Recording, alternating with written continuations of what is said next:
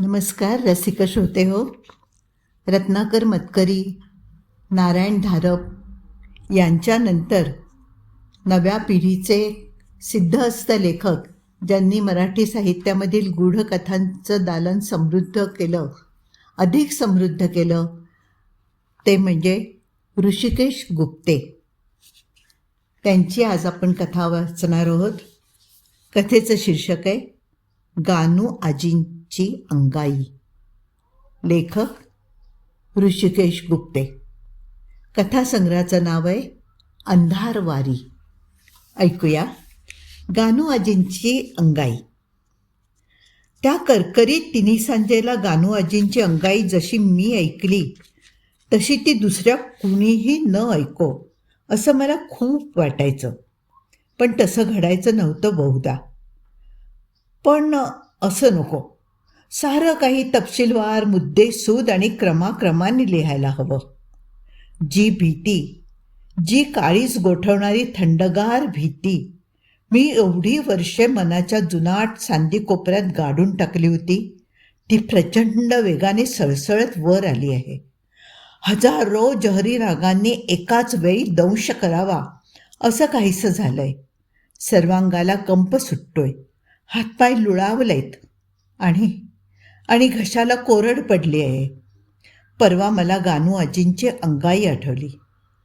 गानू आजींची अंगाई भयंकर भयंकर.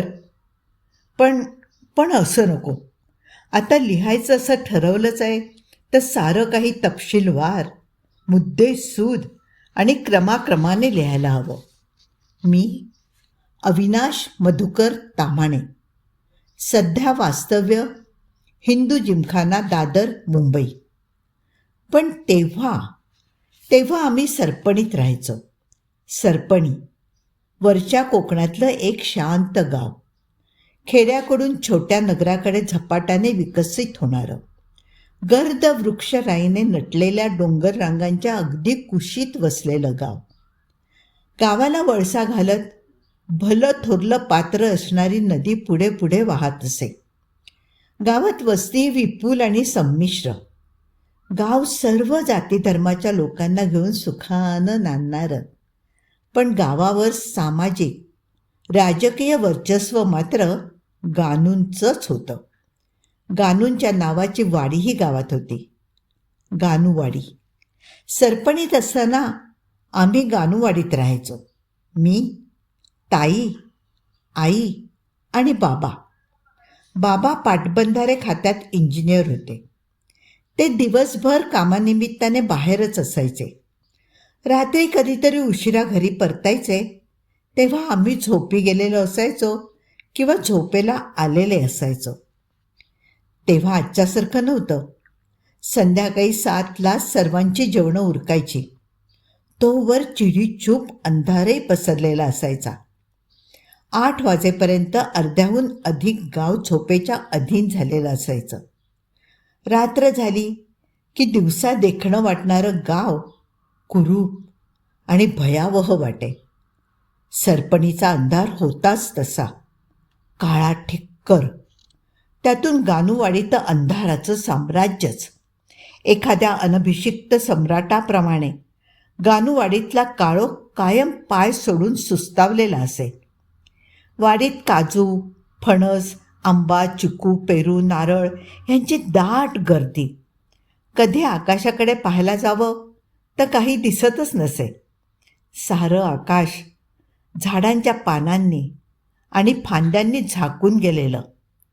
उजेडही कसा त्या पानांच्या गाळणीतून यावा तसा, हिरवट, शेवाळी आणि थंड. काळोखाचं एक जुनाट अस्तर कायम ल्यालेला. पानांच्या चाळणीतून कित्येकदा गोलाकार, त्रिकोणी, चौकोनी, अगदी हरेक आकाराचे उन्हाचे ठिपके जमिनीवर पडायचे. त्या पिवळट ठिपक्यातून कुणी कधी चालत आलंच तर ओळखूच यायचं नाही.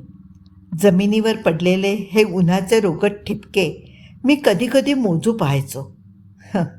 पण गणित कायमच चुकायचं. गानूवाडीत गानूंचा भला थोरला वाडा होता, रुंद आणि अजस्त्र. भक्ष्य गिळून सुस्त पडलेल्या अजगरासारखा. दगड, माती, चुना आणि लाकडाचं जुनं बांधकाम, राकट आणि भक्कम. का कोण जाणे, पण गानूवाडा मला कधीच आवडला नाही.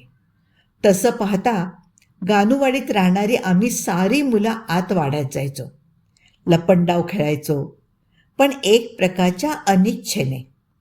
नानासाहेब गानूंचा थोरला मुलगा सुनंदन माझा वर्गमित्र असल्याने माझा वाड्यातला वावर इतर मुलांच्या तुलनेत थोडा जास्त होता. पण वाड्यात वावरताना मनात कायम भीतीचं सावट हे असायचंच. कधीही गेलं तरी वाडा काळोख गिळून सुस्तावल्यासारखा वाटे. दिवे लावल्यावरही वाड्याच्या सांदी कोपऱ्यातून काळोखाच्या असंख्य भयकारी जिव्हा लपलपत असत. मुख्य दरवाजातून आत शिरलं की एक भली मोठी ओसरी लागायची, शेणाने साळवलेली. त्या हिरव्यागार सुकल्या शेणाचा वास मनाला सुखावत असे. ओसरीच्या 2 पायऱ्या वर चढून गेलं की पडवी. पडवीतल्या लोखंडी पलंगावर गानू आजोबा कायम माळ जपत बसलेले किंवा काहीतरी पोथी पुस्तक वाचत असलेले दिसायचे. पडवीच्या दारातून आत माझघर, चांगलंच प्रशस्त, 4ही बाजूंनी वाटेल तेवढं फोफावलेलं. माझघराच्या डाव्या बाजूला मोठं देवघर आणि त्या देवघरात 33 कोटी देवांच्या प्रतिमा, निरनिराळ्या रंगाच्या, रूपांच्या, आकारांच्या प्रतिमा. देवघरात नेहमीच अंधुक पिवळट प्रकाश मिणमिणत असे. दिव्याच्या ज्योतीसोबत हलणाऱ्या डसमळणाऱ्या त्या उजेडात गानूंचं देवघर अंगावर शहारा आणि कधी त्या हेलकावणाऱ्या पिवळसर प्रकाशात मंद लाल विजेचा दिवाही जळत असायचा. पिवळ्या आणि लाल रंगाच्या प्रकाशाचं ते फिक्कट मिश्रण देवघराला एक वेगळीच गूढ आणि भीतीदायक पार्श्वभूमी पुरवे. त्या प्रकाशात देवघरातील देवांच्या प्रतिमा एखाद्या हिंस्र श्वापदासारख्या अंगावर धावून आल्यासारख्या वाटत. तांडव नृत्य करणारा शंकर, रक्ताळलेली जीभ बाहेर काढून साऱ्या जगाला गिळू पाहणारी काली आणि इतरही न जाणू कित्येक अज्ञात देवांच्या प्रतिमा. देव्हाऱ्याच्या मध्ये भल्या थोरल्या चौरंगावर हळद कुंकवात माखलेल्या नानाविध देवांच्या मूर्त्या. कित्येकदा कुंकवाचे थर त्या फशव्या प्रकाशात रक्तासारखेच भासत आणि देवांच्या मूर्त्या शेतातल्या बुजगावण्यासारख्या ओबडधोबड आणि भयंकर. गानूंच्या त्या माझघरात एरवीही मला वावरताना थोडी भीतीच वाटायची. एकट्याने तर मी तिथे फिरकतच नसे. नवरात्रीत 9ही दिवस त्या माझघरात रात्रीच्या जेवणाच्या पंक्ती उठत. आप्त, नातलग, अगदी सर्वांचा या 9 दिवसात तिथे राबता असे. आम्ही गानूंचे भाडे करू, त्यातच जरा जास्त जवळचे. त्या 9 दिवसात आमच्या घरी रात्रीचा स्वयंपाक बनवलेला मला तरी आठवत नाही. आजही आठवतंय. जेवणाच्या पंक्तीत मी देवघराजवळ बसायचं अगदी हटकून टाळायचो. पुढल्या आयुष्यात मी पराकोटीचा नास्तिक झालो. पण गानूंचं देवघर आठवलं की आजही अंगावर काटा येतो. काय होतं एवढं घाबरण्यासारखं तिथं? आज विचार करू लागलो तर कधीकधी नवल वाटतं. पण मनातून कुठेतरी त्या भीतीचं कारण माहीत आहेस की मला? गानू आजी. हो, गानू आजी. देवघरालगतची त्यांची ती खोली आणि त्यांची ती हिडीस, भेसूर अंगाई. एकदा का भूतकाळात गेलं की आठवणींच्या पारंब्या कशा दिशाहीन झुलतात. नको त्या आठवणीत मन रमून जातं आणि सांगायचं असतं ते मात्र राहून जातं. पण तसं नाही आहे. मनाला ते सारं आठवायचंच नाही आहे मुळी. वयाच्या 10व्या-12व्या वर्षी आलेले भयंकर अनुभव ते. त्यात काय आठवायचं? त्या वयातल्या अनुभवांना कितपत पारदर्शी मानायचं? कल्पनेत रमण्याचं, स्वप्नरंजनाचं वय ते. त्या वयातील अनुभवांना व्यवहाराचे निकष लावणार तरी कसे?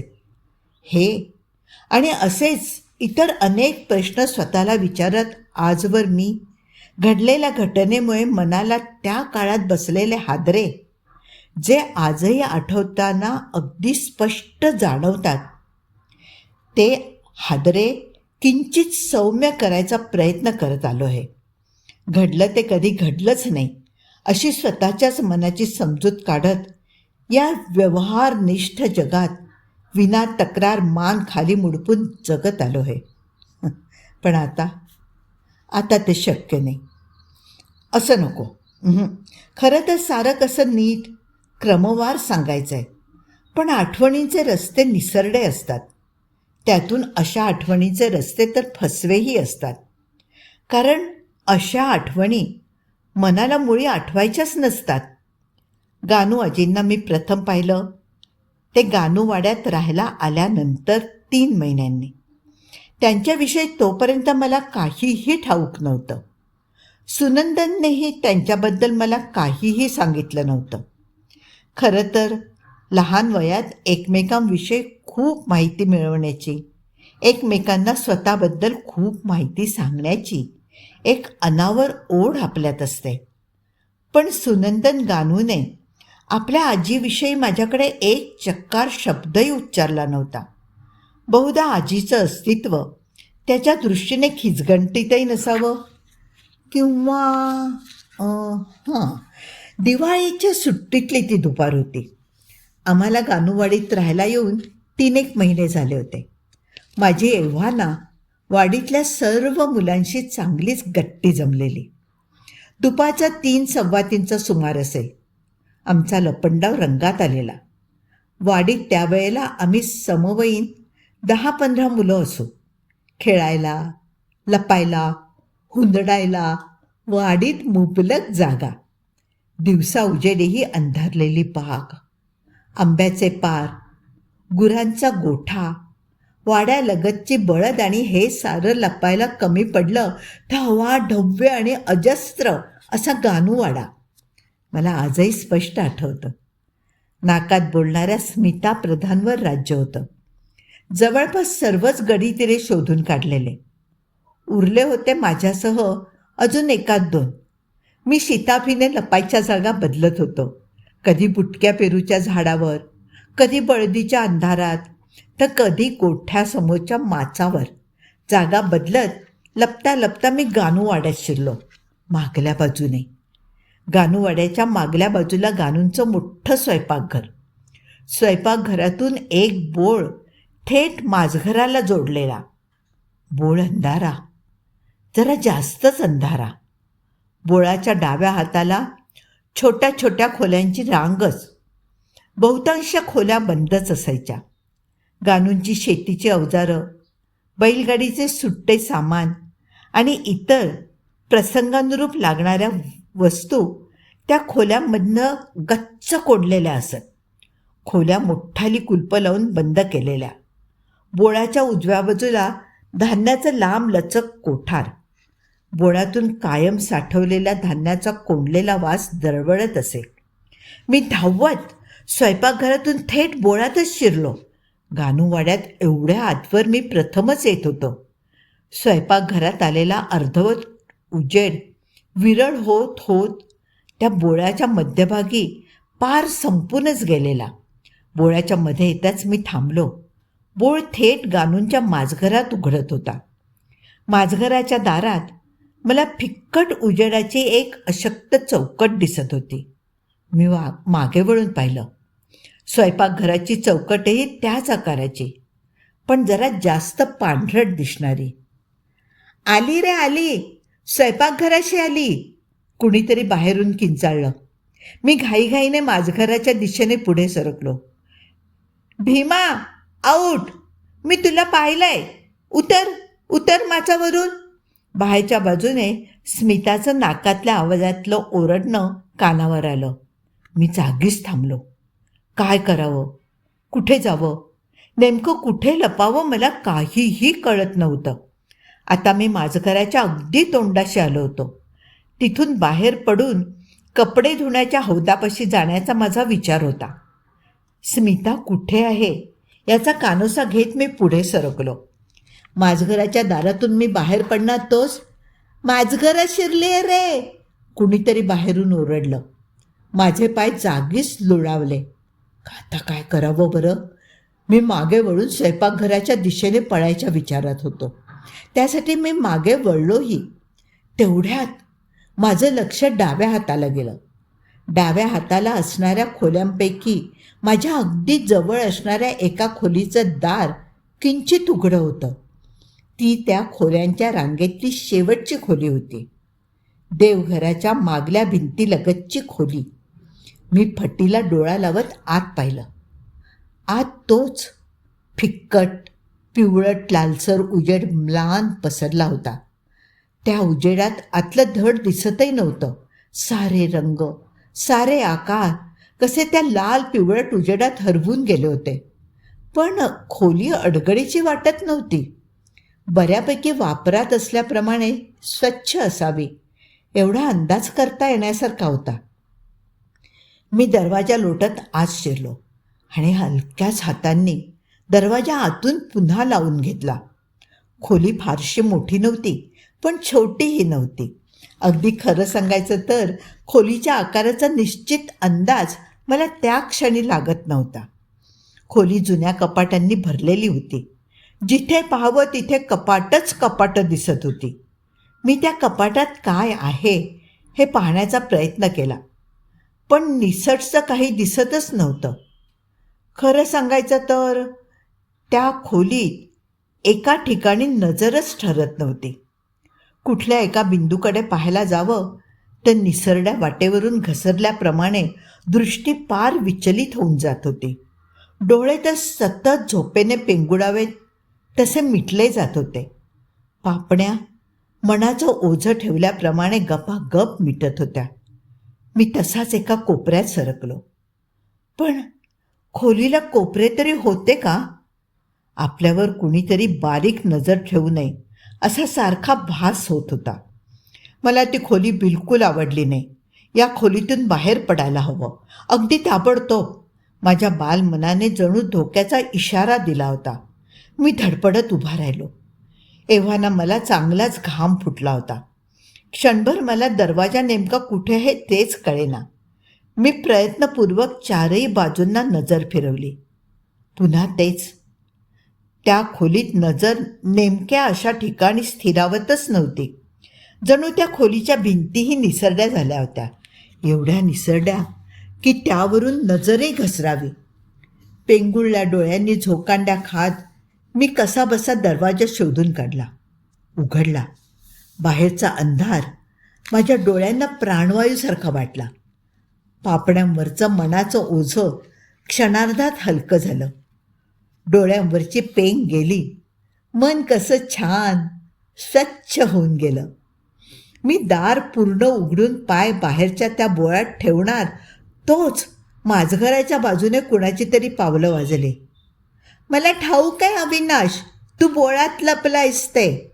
स्मिताचा नाकातून ओरडण्याचा आवाज आला आणि मला माझघराच्या बाजूने बोळात उघडणाऱ्या चौकटीत तिची आकृती दिसली. मी पाऊल पुन्हा मागे घेतलं. दरवाजा हलकेच लोटला आणि किलकिल्या फटीतून बाहेरच्या बोळातल्या अंधाराकडे पाहत बसलो. कुणीतरी दबक्या पायांनी माझघरातून चालत येत होतं. माझं हृदय अधिकाधिक वेगाने धडधडू लागलं. पावलांचा आवाज जवळ जवळ येत होता. मी लपलो होतो त्या खोलीच्या दाराशी येऊन कुणीतरी थांबलं. मी झटक्यात दारातून मागे झालो आणि दारापासून किंचित लांब होत पाहू लागलो. आता दारापासून लांब असल्यामुळे मला बाहेरचं नीट दिसत नव्हतं. तरीही मला स्मिताचा हिरवा फ्रॉक ओळखता आलाच. अविनाश, तू या खोलीत आहेस का? स्मिता दारातूनच ओरडली आणि मी उत्तेजित होऊन मागे सरकलो. ती खोलीत शिरली असती तर मी तिला सापडलोच असतो. माझ्या आणि तिच्यामधलं ते बंद दार सोडलं तर आमच्यात फक्त काही हातांचंच अंतर होतं. मी मागे वळून त्याच खोलीत लपायला कुठे काही जागा आहे का ते पाहू लागलो. भिंतीवरून घसरणाऱ्या माझ्या नजरेला एका कोपऱ्यातली ती बाज दिसली. मी हलक्या पावलांनी त्या कोपऱ्यात वळलो आणि बाजेवर हलकेच पहुडलो. माझ्या शरीराला काहीतरी खरखरीत लागलं. हाताने चाचपून पाहतो तर ते एक जुनं घोंगडं असावंसं वाटत होतं. मी ते घोंगडं अगदी डोक्यावरून ओढून घेतलं आणि दाराकडे पाठ करून तसाच त्या बाजेवर निजून राहिलो. बाज दाराच्या डाव्या बाजूला होती, त्यामुळे स्मिता जरी आत शिरली असती तरी तिला ती बाज दिसण्याची शक्यता कमीच होती. शिवाय या खोलीतला तो रोगट, मिळमिळीत आणि निसरडा प्रकाश, एकूणच तिला मी सापडणं कठीणच होतं. मी धडधडत्या हृदयाने घोंगड्याच्या त्या खरखरीत अंधारात तसाच पडून राहिलो. माझे कान मात्र दाराकडे होते. दारात कुणीतरी होतं, अर्थात स्मिताच. मला तिचं अस्तित्व जाणवत होतं, पण ते आत मात्र येत नव्हते. बहुधा खोलीतल्या त्या लाल पिवळट प्रकाशाची तिला भीती वाटत असावी. वेळ हळूहळू पुढे सरकत होती. मी जीव मुठीत घेऊन घोंगडीत गप्प पडून होतो. इतक्यात कुई असा दार उघडल्याचा आवाज आला. कुणीतरी आत आलं. मी श्वास रोखून धरत, डोळे घट्ट मिटत तसाच निजून राहिलो. खोलीत कोणाचा तरी वावर चालू होता. बहुधा स्मिता मला शोधत होती. मी छातीतून आलेली हसण्याची उबळ दाबत निश्चित पडून राहिलो. घर असा आवाज माझ्या कानावर पडत होता, अगदी जवळून. इतक्यात बाजेशेजारी कुणाची तरी पावलं वाजली. स्मिता मला शोधत बाजेजवळ आली होती. ती घोंगडं वर करून पाहिल की काय, मी तसाच डोळे मिटून घट्ट पडून राहिलो. बाजेजवळ अगदी खूप जवळ कुणीतरी होतं, थांबून राहिलेलं. घर घर आवाज. मी कधी एकदा घोंगडं वर होऊन पकडला जातो याची वाट पाहत जीव मुठीत घेऊन पडून राहिलेला. घर आवाज. खूप जवळून, माझ्याजवळ, अगदी खूप जवळ कुणीतरी होतं. आणि मग एका विवक्षित क्षणी मला वाटून गेलं, माझ्या खूप खूप जवळ कुणीतरी आहे. ती स्मिता नाही, नक्कीच नाही. आणि मग मी घोंगडीतच पडल्या पडल्या डोळे उघडले. माझं धडधडणारं हृदय जागीच थांबलं. दात जबड्यातल्या जबड्यात कडकड कडकड वाजू लागले. हातापायातली शक्ती तर गेलीच होती. शरीरातलं सारं रक्तही थंड पडलं.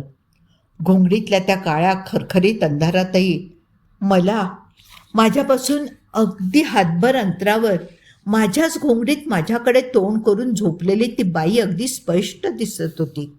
तिचं तोंड उघडं होतं. उघड्या तोंडातून श्वास घरघरत होता. ओठांच्या फटीतून लाळ गळत होती. गालफडं बसलेली. तिचे डोळे भयंकर भयंकर. केवळ मी वयाने लहान होतो म्हणून माझं हृदय जास्त कार्यक्षम असल्याकारणाने मला हृदयविकाराचा झटका आला नसेल का? विटभर अंतरावरून तिचे ते हिरवे डोळे रोखून ती माझ्याकडेच पाहत होती. एकाएकी तिचे गालफडं ताणली गेली. घशातली घरघर वाढली आणि तिचे डोळे लकाकू लागले. गालावर उमटण्यास असमर्थ असणारं हसू तिच्या डोळ्यातून ओसंडत होतं.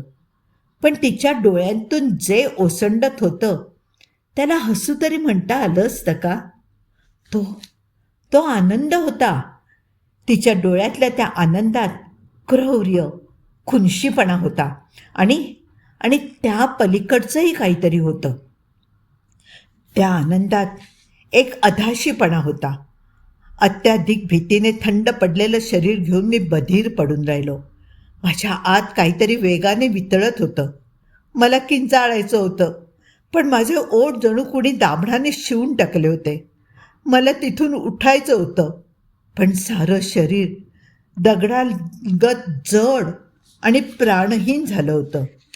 आता तिच्या घशातली घरघर अधिकच कर्कश झाली.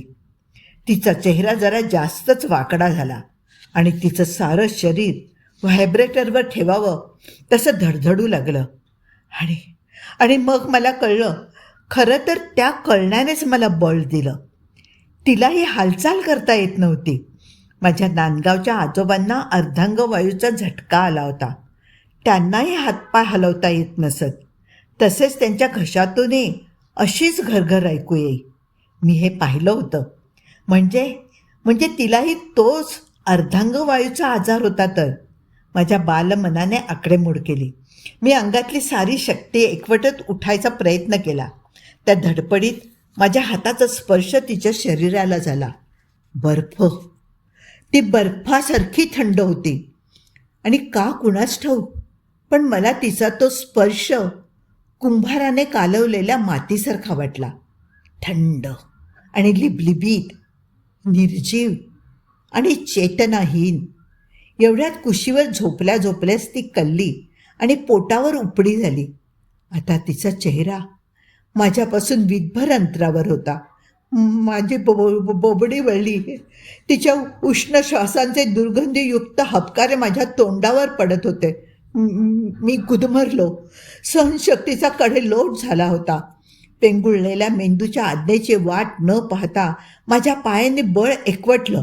सर्व शक्ती एकवटत मी उठलो आणि घोंगडीतून बाहेर पडण्याचा प्रयत्न करू लागलो. पण शरीरातलं बळच संपलं होतं. सारं शरीर सावरीच्या कापसासारखं हलकं हलकं झालेलं. त्या हलकेपणावर मात करत मी कसाबसा हेलपाटत सरपटत बाजेवरून खाली उतरू लागलो. खरं तर मला ओरडायचं होतं, जोरजोराने किंचाळायचं होतं. पण किंचाळायला मला जीभ तरी कुठे होती. ती तर तोंडातल्या तोंडात लोळागोळा झाल्यागत पडलेली. कसं बसं ते अंगावरचं पांघरून बाजूला सारत मी बाहेर आलो. आता फक्त जमिनीवर पाय खाली ठेवायचा अवकाश. एवढ्यात माझ्या मनगटावर तिच्या हाताची थंड पकड बसली. थंड आणि घट्ट, घट्ट आणि कर्कचलेली, जणू मासातून ऋतून हाडांचा चुरा करू पाहणारी. आता तिच्या घशातली घरघर वाढली. त्या घरघरीला एक लय प्राप्त झाली होती.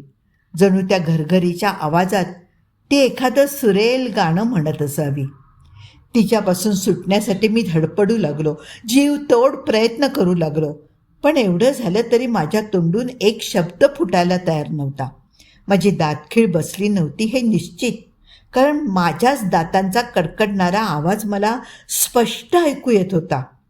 पण अत्याधिक भीतीने जीभ, स्वरनलिका हे माझे अवयव जायबंदी करून टाकले होते. माझं संपूर्ण शरीर प्रचंड मोठा झटका लागल्यागत पूर्ण शक्तीने तिच्याकडे ओढलं गेलं आणि माझ्या तोंडून एक जीवघेणी किंकाळी बाहेर पडली. पाहता पाहता ती पूर्ण खोली माझ्या किंकाळ्यांनी भरून गेली.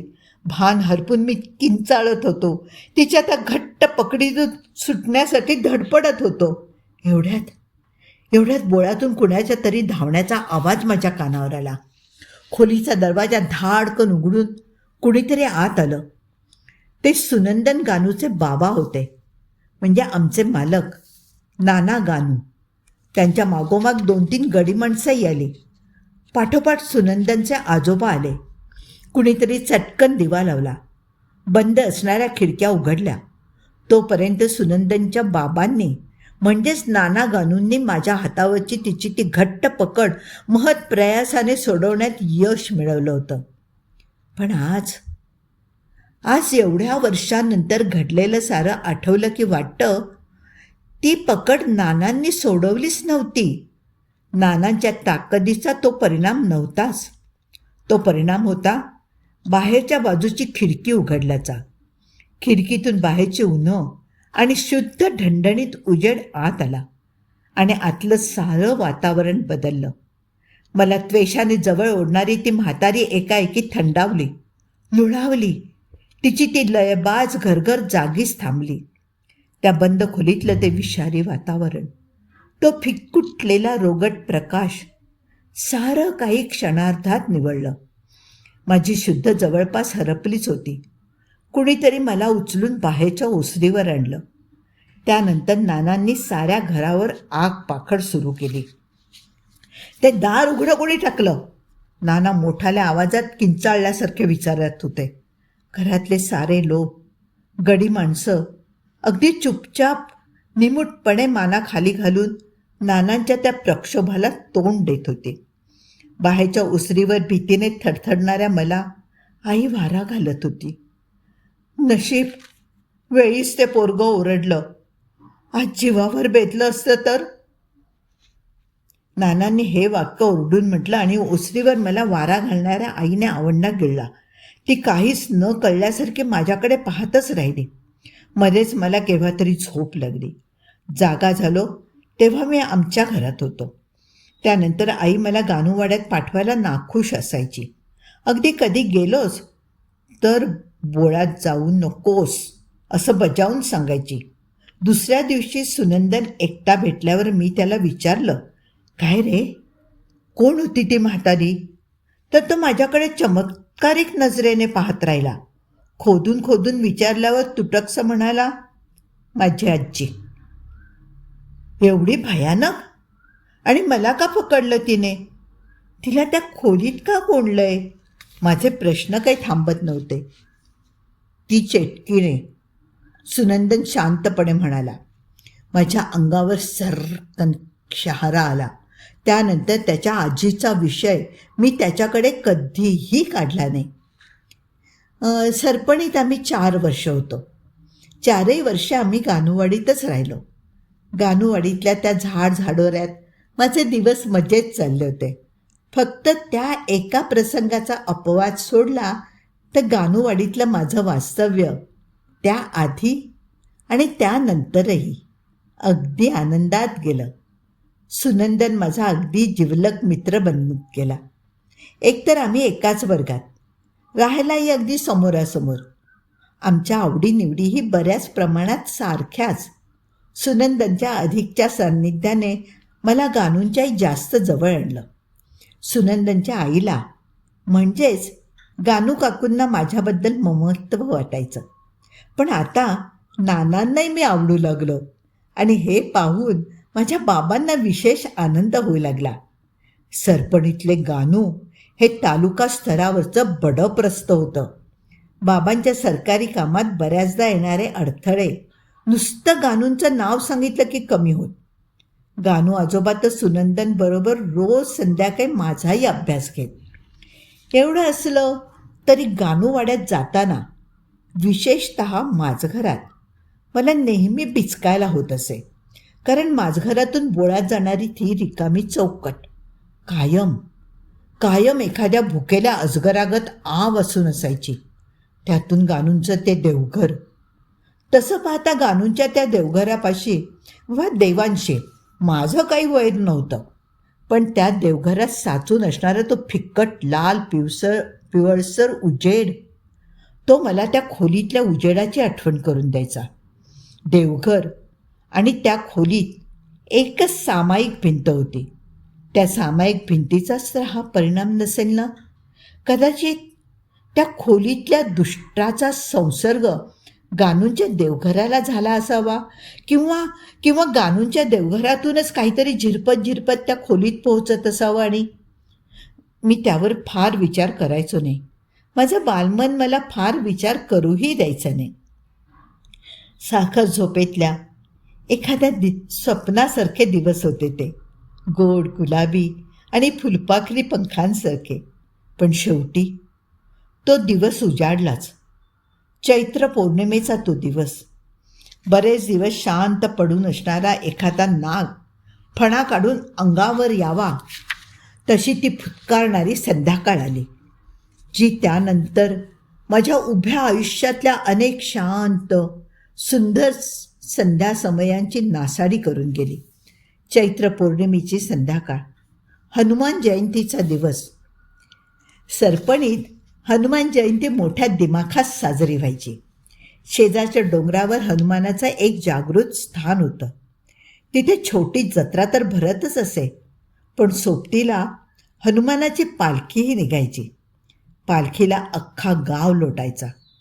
चैत्र पौर्णिमेच्या संध्याकाळी उभं सरपणी ओस पडायचं. गावात चिटपाखरूच काय ते बाकी. माणसांचा सारा समूह डोंगरावरील हनुमानाच्या पालखीला लोटलेला. पालखीला गानूंचा मान मोठा. नाना आणि गानू आजोबांनी खांदा लावल्याखेरीज पालखी निघतच नसे. पण यातही एक गोष्ट मला नेहमीच कोड्यात टाकायची. मी तब्बल 6-7 वर्ष सरपणीत घालवली होती. सरपणीतल्या तेवढ्याच चैत्र पौर्णिमा मी पाहिल्या होत्या. पण एवढ्या दिवसात मी कधीही गानू काकूंना पालखीला गेल्याचं पाहिलं नव्हतं.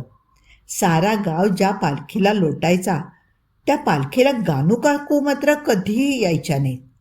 गावातल्या इतर साऱ्या बायका नटून थटून पालखीला ओवाळायला पुढे पुढे असत. अगदी गावात नवीन असलेली माझी आईसुद्धा. पण गानू काकूंना पालखीचं वावडंच होतं जणू काही. ते वर्ष माझं सरपणीतलं शेवटचं वर्ष ठरलं. आज एवढ्या वर्षानंतर सर्व घटनाक्रम आठवला की वाटतं ती एक संध्याकाळ केवढी मोठी उलथापालथ घडवून गेली. आम्ही सरपणी सोडलं. गानूंचा तर जवळपास निर्वंशच झाला. आठवतानाही छातीत कसं थंड हिव भरून येतं. दुपारीच मला आईने सांगितलं की मला पालखीला जाता येणार नाही, कारण तालुक्याच्या गावाहून बाबांच्या ऑफिसमधून एक माणूस येणार होता. त्याच्यासोबत बाबांच्या घरी असणाऱ्या काही फायली पाठवायच्या होत्या. बाबा कामासाठी मुंबईला गेले होते. या मारुतीचं दर्शन घेतल्यास सौभाग्याचं मरण येतं अशी तेव्हा गावात समजूत होती. त्यामुळे झाडून साऱ्या बाया पोरी पालखीला हजर असत. माझी आई देवभोळी, त्यामुळे आईला आणि सोबत ताईलाही पालखीला जायचंच होतं. मी थोडासा रडवेला सूर लावला, पण बदल्यात आईने मला गोष्टीची नवी पुस्तकं विकत घेऊन देण्याची लालूच दाखवली आणि माझा रुसवा कुठल्या कुठे पळाला. पालखीला गेलं न गेलं तरी मला काही फरक पडणार नव्हता, कारण सुनंदनेही कांजिणा आल्याने अंथरुणाला खिळलेला. कालपासून तर त्याची अवस्था जरा जास्तच वाईट होती. त्याला तापही चढलेला. सुनंदनशिवाय कोणतीही मजा मला त्या काळात फिक्की फिक्की वाटत असे. 4-4:30च्या सुमारास आई आणि ताई वाडीतल्या इतर सर्वांसोबत डोंगरावरच्या हनुमानाच्या पालखीला निघून गेल्या. थोड्या वेळाने नाना गानू आणि गानू आजोबा ही 2-4 गडी माणसं सोबतीला घेऊन निघाले. आता गानू काकू आणि भिवा मामाचा अपवाद वगळता गाडीत कुणीही वडीलधार असं उरलं नव्हतं. माझा आणि सुनंदनचा अपवाद वगळता वाडीत लहान मुलंही कुणी नव्हतं. छोटा माधव होता, पण तो अगदीच छोटा होता, जेमतेम 1.5 वर्षांचा. सगळे निघून गेल्यावर वाडी कशी अधिकच मोकळी ढाकळी वाटू लागली. वाडीतला झाडझाडोरा जरा जास्त मोकळेपणाने श्वास घेऊ लागला. मी क्षणभर वाड्यात डोकावून आलो. सुनंदनची तब्येत जास्तच बिघडली होती, त्यामुळे काकूही चिंताग्रस्त होत्या. त्यांनी मी का गेलो नाही म्हणून माझी जुजबी चौकशी केली, पण आज त्यांच्या विचारण्यात प्राण नव्हता. सुनंदनच्या आजारीपणाच्या काळजी व्यतिरिक्त अजून काहीतरी त्यांना संचित करतं आहे असं स्पष्ट दिसून येत होतं. त्या थोड्या वेळात परसात जाऊन सूर्य पश्चिमेकडे किती कललाय हे पाहून येत होत्या. मी बाहेर आलो आणि सभोवतालच्या त्या थंड काळोख्या हिरवाईत धुंद होऊन गेलो. आज माझ्यावर लक्ष ठेवणारं कुणीही नव्हतं. मी माचावर चढलो, तिथून खाली ठेवलेल्या पेंड्यांच्या गुंड्यांवर उड्या मारल्या. नंतर हौदाजवळ जाऊन रहाटाने पाणी काढलं.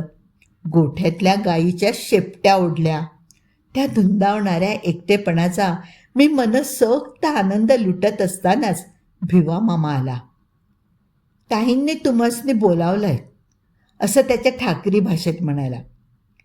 भिवा मामा गानूंचा जुना चाकर. त्याच्या आधी त्याचा बाप गानूंच्या चाकरीत होता. मला थोडं नवल वाटलं. काकूंनी मला का बोलवलं असावं बरं? पण मी लागलीच वाड्यात गेलो तर काकू ओसरीवरच बसलेल्या. त्यांचा चेहरा अक्षरशः काळा ठिक्कर पडलेला. काळजीनं भीतीने त्या रडवेला झालेल्या. ओसरीवरच्या गानू आजोबांच्या पलंगावरच सुनंदन झोपलेला. त्याचं शरीर जेवढं उघडं होतं तेवढं सारं लाल बुंद झालेल्या टचटचीत कांजिण्यांनी भरलेलं. लाळेचा एक ओघळ त्याच्या ओठांपासून पार मानेपर्यंत पसरला होता. त्याच्या तापलेल्या श्वासांच्या आवाजावरूनच त्याच्या बिकट अवस्थेची कल्पना येत होती. माझं ते वय काळजी करण्याचं खासच नव्हतं, पण त्या दिवशीची सुनंदाची ती अवस्था पाहून मलाही भीती वाटली. नंदूची तब्येत खूप बिघडली रे. घरात कुणीच नाही आहे. सगळे पालखीला गेले. त्याला ताबडतोब डॉक्टरांकडे न्यायला हवं. काकू थरथरत्या आवाजात मला म्हणाल्या. पण त्या हे मला का सांगतायत हे मात्र माझ्या अजूनही ध्यानात येत नव्हतं. मी आपला शुंभासारखा मान हलवत त्यांचं बोलणं ऐकत राहिलो. देवा, नेमकी आजच ही वेळ यावी. पौर्णिमेला, तीही आजच्याच. काकू स्वतःशीच काहीतरी बडबडत होत्या. मला त्यातलं बरंचसं कळत नव्हतं. अवी, अवी, मी भिवाला घेऊन बैलगाडीने दवाखान्यात जाते. तू थोडा वेळ माधवकडे लक्ष देशील? हं, तिन्ही सांजेच्या आत परतेन बघ मी. गानुवाडी तशी सरपणीच्या एका टोकाला. सरपणीच्या वेशीवरच म्हणा ना. सरपणीत दवाखाना एकच, तोही सरकारी, गावाबाहेरच्या महामार्गावर. गानुवाडीपासून जवळपास 6-7 मैल लांब आणि विरुद्ध टोकाला. काकू अक्षरशः रडकुंडीला आल्या होत्या. काय उत्तर द्यावं हे मला कळेच ना. माधवला सांभाळणं काही अवघड काम नव्हतं. तसा तो माझ्याबरोबर बऱ्याच वेळेला तासनतास एकटा खेळत असे. मी निमूट मान डोलावली. गाडी लाव भिवा, काकू भिवा मामाला म्हणाल्या. पण भिवा मामा तिथेच घुटमळला. काय झालं? भिवा मामा काहीही न बोलता काकूंकडे पाहतच राहिला. कळतंय मला भिवा, पण इलाज नाही रे. जायलाच हवं. शिवाय आपण परतूच की तिन्ही सांजेच्या आत. एवढी वर्ष गेली, आपण काळजी घेतलीच ना. कुठे काय झालं? हं, यंदाही नाही होणार. काढ काढ तू गाडी लवकर, काढ. भिवा मामा निघून गेल्यावरही काकू असंच काहीसं मला न कळणारं बडबडत राहिल्या. मी माझघरात डोकावून एक नजर छोट्या माधवकडे टाकली. तो झोपाळ्यात शांतपणे झोपला होता. काकूने घाईघाईने आवरलं. तोवर भिवा मामाने बैलगाडी बांधली होती. मागे छान मऊ सूत बिछाना अंतरला होता. मला एरवी भिवा मामासोबत बैलगाडीतून रपेट मारायला फार आवडे. सुनंदनसोबत मी अनेकदा त्या गाडीतून फिरलो होतो. पण आजची गोष्ट वेगळी होती. भिवा मामाने हलक्या हातांनी सुनंदनला उचललं, खांद्यावर टाकलं आणि बैलगाडीत नेऊन ठेवलं. अवी, अवी, अवी बाळा, हात ये रे जरा. माझघरातून काकूंची हाक ऐकू आली. मी आत गेलो. माझघरातल्या मोठ्या बाकड्यावर काकू बसल्या होत्या. त्यांनी खुणेनेच मला त्यांच्या शेजारी बसायला सांगितलं. मी काही न कळता बसलो. त्यानंतर बराच वेळ त्या काहीही न बोलता गप्पच होत्या. थोड्या वेळाने अचानक त्यांनी भिवा मामाला हाक मारली. भिवा, भिवा. भिवा मामा माझघराच्या आत न येता दारातूनच डोकावला. नैवेद्य लाव. भिवा मामा नुसती मान डोलावत निघून गेला. भिवा मामा गेला आणि काकू माझ्याकडे वळल्या. त्यांना मला काहीतरी सांगायचं होतं, पण ते कसं सांगावं हेच जणू त्यांना कळत नव्हतं. अवी, अवी, एकदाचा त्यांच्या तोंडून शब्द फुटला. मी ऐकू लागलो. हे बघ अवी, मी गेल्या पावली परतणार आहे. काळजीचं काही कारण नाही. माधव झोपलाय. तो अगदी लहान आहे रे, म्हणून मी त्याला माझ्यासोबत नेत नाही. त्यातनं कांजिण्या हा संसर्गाचा आजार. त्याला नंदूच्या जास्त जवळ नेलं तर कदाचित त्यालाही कांजिण्या येतील. म्हणूनच खरं तर मी त्याला इथे ठेवून जाते. तू हुशार मुलगा आहेस. हो ना, तू हुशार आहेस. मी किंचित लाजत मान डोलावली. तेवढ्यात भिवा मामा आला. त्याने एका मोठ्या ताटात काहीतरी आणलं होतं, काहीतरी मातकट रंगाचं. ते ताट काकूंच्या हातात देऊन तो पुन्हा बाहेर पडला. काकूंनी ते ताट हातातच धरून ठेवलं. मला आता ते ताट स्पष्ट दिसत होतं. त्यात चक्क कालवलेली चिखलमाती होती. मी काकूंकडे पाहिलं तर त्या माझ्याकडेच पाहत होत्या. मला निरखून, अगदी जोखून पाहत होत्या. माझं लक्ष त्यांच्याकडे जाताच त्यांनी एक सुस्कारा सोडला. तुला कळतंय ना अवी, माझं जाणं किती गरजेचं आहे ते? कळतंय ना? नंदूची तब्येत अचानक बिघडली आहे. मला जायलाच हवं. हो ना, जायलाच हवं रे. काकू जणू स्वतःचीच समजूत घालत होत्या. तू इथेच थांब, माधवकडे लक्ष ठेव. मी येईनच तासा दीड तासात. काकू पुन्हा एकदा बोलायच्या थांबल्या. त्यांना खरं तर वेगळंच काहीतरी बोलायचं होतं, पण त्या भलतंच काहीतरी बोलत होत्या. त्यातून माझं लक्ष त्यांच्या बोलण्याकडे कमी आणि त्या ताटात कालवलेल्या चिखलमातीकडे जास्त होतं. हे बघ, काय वाटेल ते झालं तरी बोळाकडे फिरकू नकोस, काकू रोखल्या नजरेने शांतपणे म्हणाल्या आणि माझ्या काळजाला असंख्य इंगळ्या एका क्षणी डसल्या. बोळ, अंधार, ती खोली, तो उजेड आणि ती सरसर करत माझ्या तळपायातून भीतीची तीच थंड जाणीव शरीरभर पसरली. मला तो प्रसंग आठवला, न जाणो केव्हा घडलेला. ती घटना घडून एव्हाना 4-6 वर्ष उलटून गेलेली. त्या दिवसानंतर मी कधी सुनंदनच्या आजीला पाहिलंही नव्हतं, ना सणासुदीला ना लगीन सराईला. जणू ती अस्तित्वातच नव्हती. पण ती आठवण अजून मनात ताजी होती. मघापासूनचा माझा धीरोदात्तपणा क्षणार्धात गळून पडला. माझा भीतीने वाकडा झालेला चेहरा काकूंना बहुधा दिसला असावा. घाबरू नकोस रे, घाबरण्यासारखं काही नाही. त्याही बळ एकवटत मला समजावत म्हणाल्या. मी सांगते ते लक्ष देऊन ऐक. घाबरण्याची खरंच काही गरज नाही. मी लागलीच परतणार आहे. तुला फार तर 2 तास एकट्याने काढायचे आहेत. कंटाळा आला तर माधव उठल्यावर त्याला घेऊन बाहेर पड. कंटाळा आला तर नव्हे, तो उठल्यावर त्याला घेऊन बाहेर पडच. दुसरी गोष्ट, हा नैवेद्य. काकू त्या ताटाकडे माझं लक्ष वेधत म्हणू लागल्या. हा नैवेद्य मी बोळातल्या त्या खोलीपाशी ठेवते. एरवी खोलीला कुलूप असतं, पण आज लावता येत नाही. आहेत काही कारणं. ती जाणून घेण्याएवढा तू मोठा नाही आहेस आणि तेवढा वेळही नाही आहे आपल्याकडे. माझं हृदय एव्हाना चांगलं जोरात धडधडू लागलं होतं. कपाळावर घाम जमलेला. त्या खोलीतून, बोळातून एखाद्या वेळेला काही आवाज येतील. ते अर्थात आजीचे असतील. तू ओळखतोस तिला, हो ना? तू ओळखतोस तिला. एकदा पाहिलंयस तू तिला, हो ना? मान हलवताना मला प्रचंड प्रयास घ्यावे लागले. आजी ओरडेल, हाक मारेल, आपण लक्ष द्यायचं नाही. हे असं घडेलच असं पण नाही हो, पण आजचा दिवस पाहता घडण्याच्या शक्यता जास्त आहेत. ती कदाचित एखादं गाणं म्हणेल. आपण घाबरायचं नाही. तू हुशार मुलगा आहेस, हो ना? तू हुशार आहेस. पुढच्या वर्षी 8वीत जाशील. आणखीन एक लक्षात ठेव, हे तू तुझ्या मित्रासाठी, सुनंदनसाठी करतोयस, बरोबर?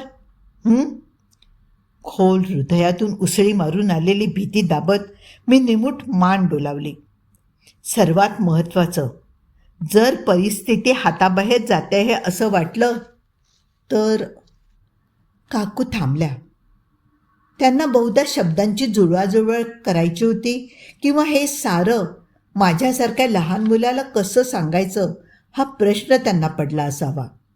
शेवटी एक मोठा निश्वास टाकत त्या म्हणाल्या, सर्वात महत्त्वाचं म्हणजे जर परिस्थिती हाताबाहेर जाते हे असं वाटलं